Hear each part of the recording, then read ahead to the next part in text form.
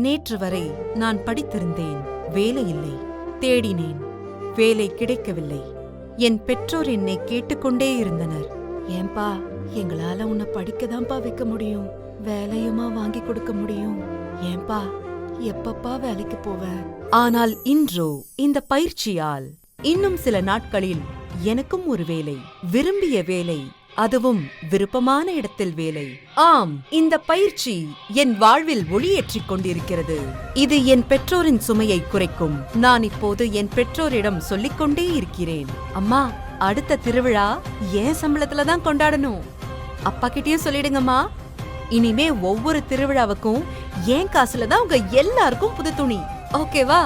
ஆம், என் உறவினர்களும் என் பெற்றோரிடம் கேட்கப் போகிறார்கள், ஏன்பா, உங்க பையனுக்கு டவுன்ல ஒரு நல்ல வேலை கிடைச்சிருக்காமே, உங்க பொண்ணுக்கு டவுன்ல ஒரு நல்ல வேலை கிடைச்சிருக்காமே. ஆம், நான் பெற்ற கல்வி எனக்கு பயன் தர போகிறது. என் சமூகமே என்னை பாராட்டப் போகிறது. இந்த வாய்ப்பு இவர்களுக்கு மட்டுமா? உங்களுக்கும் தான். ஆம், நீங்களும் சாதனையாளர்கள் தான். இந்த வாய்ப்பினை தவறவிட்டீர்கள் என்று நினைக்கிறீர்களா? இதோ உங்களுக்கான அடுத்த வாய்ப்பு.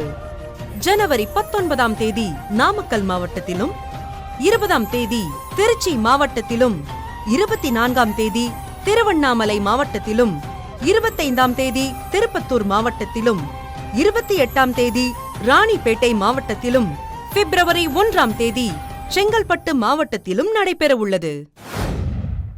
இது ஒரு தலைமுறை மாற்றத்திற்கான வாய்ப்பு.